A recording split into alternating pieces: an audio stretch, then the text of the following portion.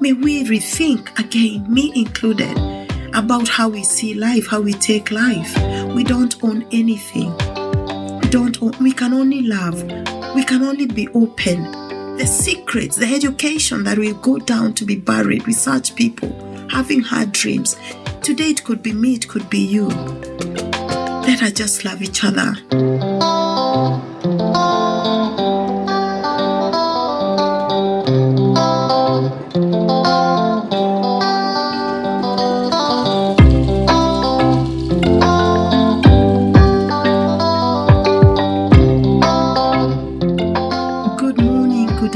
Good evening.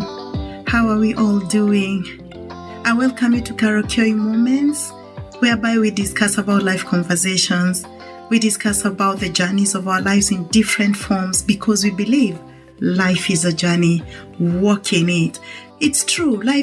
This life, it can only be a journey. Each and every day we find ourselves facing the known and the unknown, the predictable and the unpredictable, the seen and the unforeseen, because life is a journey. And around this time, I've been thinking about the earthquake, the disaster that happened in Turkey and Syria since 6th February at night.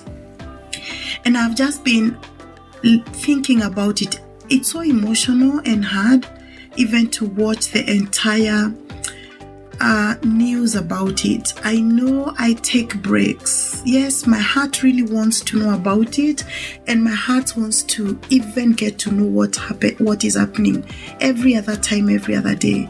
But I can confess it is not easy. It is hard. It is very hard. So today I would like us to think about the lessons that most of us could have taken home.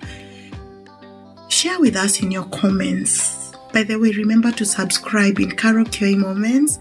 If you're already a subscriber, I welcome you back home.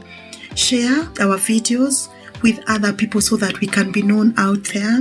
So getting back to our subject today about Turkey and Syria, earthquake accident, earthquake disaster, earthquake trauma, whatever that we can be thinking around all those terms, it has been a hard moment. And if it's just hard for some of us who are not even in that country, how about them? My prayer is that God will comfort them, God will give them grace, even as they continue to await for more donations to be given to them. And what comes into our mind is the way we are favored each and every day to go to bed and wake up in the morning, continue with our plans as planned the night before. When I think about this earthquake disaster, I imagine those people in Syria and in Turkey where the earthquake happened. Maybe they took their dinner those who have families, maybe they had a get-together in the evening. Maybe they said goodbye to each and everyone with a lot of plans and anticipation for the following day, so that they can be able to meet and start their day. Many of us do that. They went to bed.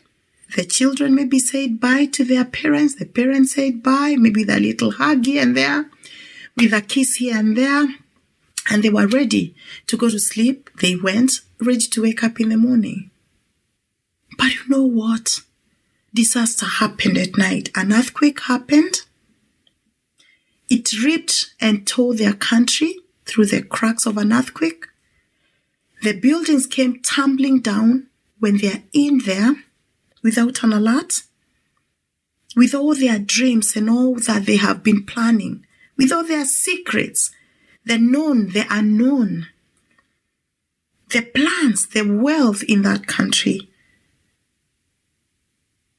You know, the education levels, the professionals, the business people, everybody had an anticipation, the students. In the night, the earthquake happened. And everything changed. All the dreams were buried in a nutshell like this. And it became a countryside. The areas became now the required need. And I want to believe in those same houses, in those same affected areas, we had people who were even maybe able to give help to others, maybe even used to feed others. A family, parents used to provide for their family with ease, maybe even extend a little bit. And they became now in need, looking for people to help them. Okay, the buildings came down. A warning of disaster came into that country. Started looking out for emergency workers to come in and bury, remove all the rubbles. And if you watch, even from the provided videos, it is such a moment that is filled with tears. I would watch the tears of even not knowing where their loved ones were. I saw a man who traveled from Wales and was going back home in his village. And when he went there, he found, I think, trapped cousins. And he was just crying. I don't know, so many members of his family had died and was even desiring to have the bodies and bury them. And it's true, burying and seeing a body, and for those ones who bury or cremate, whichever way someone has believed, I know people have different ways of bereavement and even burying. But to some people, seeing the body, not even just coming out alive, just even the body and bury it, brings a closure of a loved one. I would see many of them saying, I wish I can see the body of my wife, the body of my husband, the body of my children, the body of my parents, and bury them. Imagine, you're not even asking for them alive. You'd rather even see their body. It is quite a sad state. And I remember how at times, as we keep on saying, life is a journey, walk in it. You never know. Don't live in this world as if you own it. Don't live as if you have a right to it more than any person. Don't keep secrets. Can you imagine if one of those people had kept secret? Maybe they have insurances somewhere, life insurance stashed somewhere. Maybe they have monies stashed somewhere. I don't know whether in those two countries they own land. Where I come from, we own land, whereby the government issues even a title deed to show the ownership of that piece of land. Imagine if they owned that land and were hiding from their family members. Now they are dead. Who owns that property? Most of the properties usually just goes back to the country, to the government. All the monies you had spared, everything goes down. And I'm saying this with a lot of mourning in my heart, with a lot of pain in my heart, with a lot of uncomfortableness in my heart. It's just drawing lessons from such to sober up myself. And I'm sharing this to sober up anyone else who would be living like they even are sure of tomorrow, that today when they go to bed, they will wake up and live carelessly, hating, mistreating other people, keeping secrets, amassing all wealth, wanting everything to be yourself. At workplace, frustrating everyone as if you own this world. Nobody knows about tomorrow, This Syria, Turkey, I remember a friend of mine had gone to Turkey a week before, had a few things to do, running up and down, a few holidaying here, when you visit a place. And just when she came back to the UK where I live currently, in a week's time thereabout, this accident happened.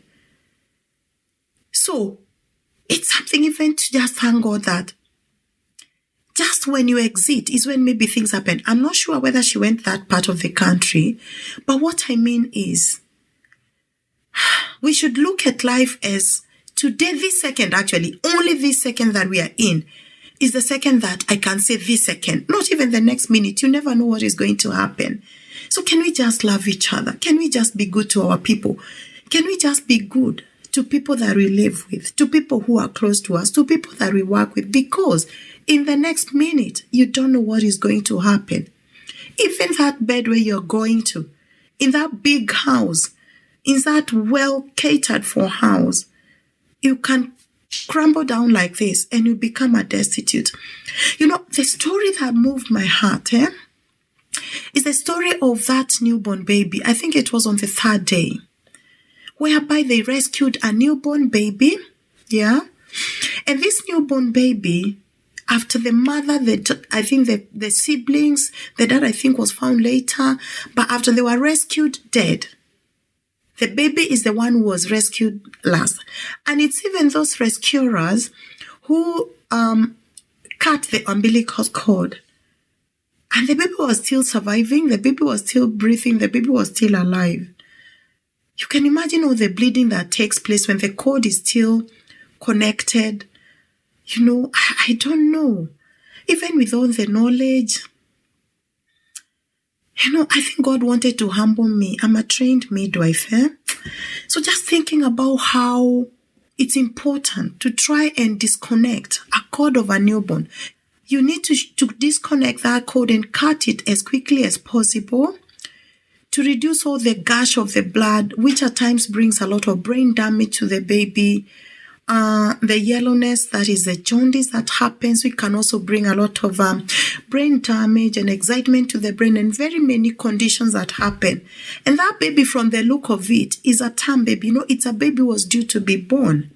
Maybe due to shock that happened. That is why maybe the mother went into labor. But I can see that baby is a mature baby, ready to be born. Like the way we say 9 months. Or 40 weeks or 38 weeks, you could see it's a mature baby. And the innocence of that baby. Yes, we had some bruises, definitely from the rumbles, from where she was born and all, maybe the rocks and everything.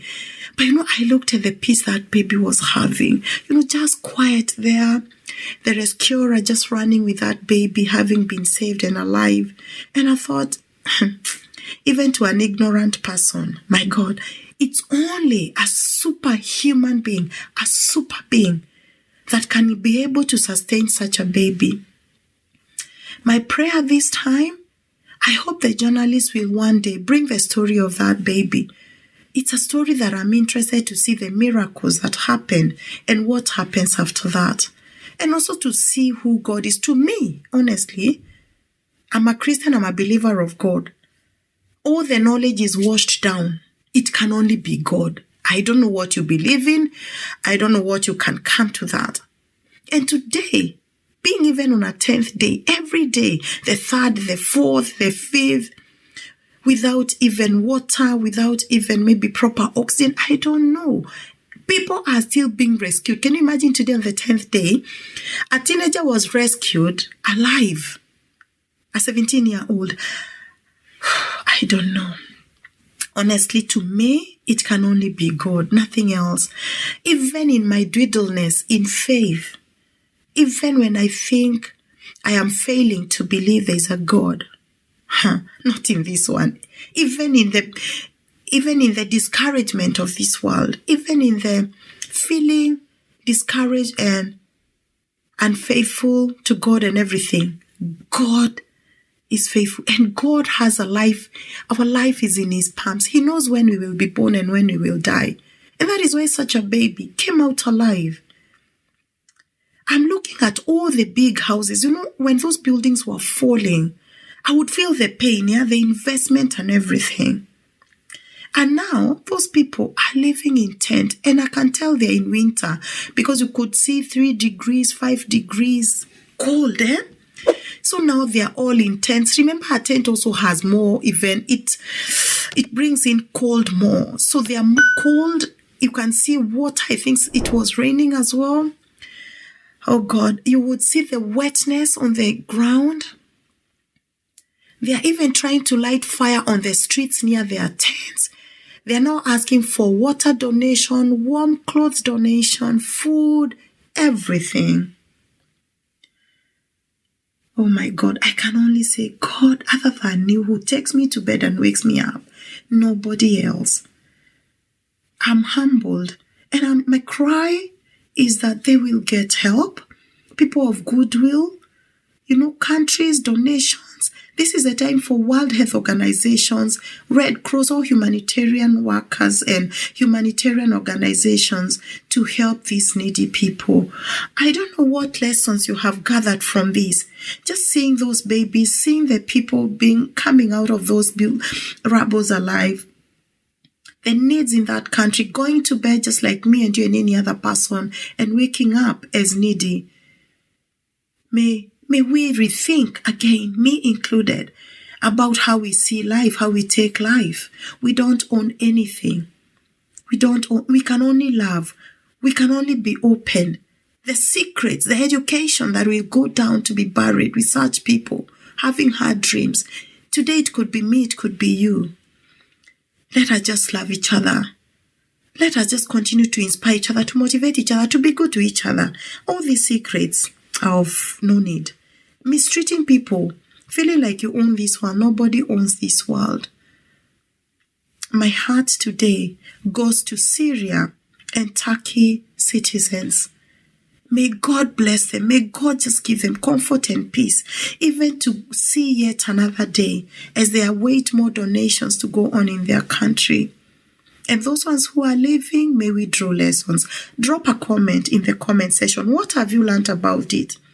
About this disaster that happened in Syria, natural disaster in Syria and Turkey. Share with us. We don't need to be nasty, do we? We don't need to. I welcome you to continue praying for this country, as we know that God is faithful, that is going to wipe their tears in one way or another through giving of his people and organizations. I welcome you to subscribe into Carol Kioi Moments YouTube channel and continue sharing us so that we can be able to come out there and continue to share our stories, and also for YouTube to continue favoring us and continue putting us in the limelight. Like, comment,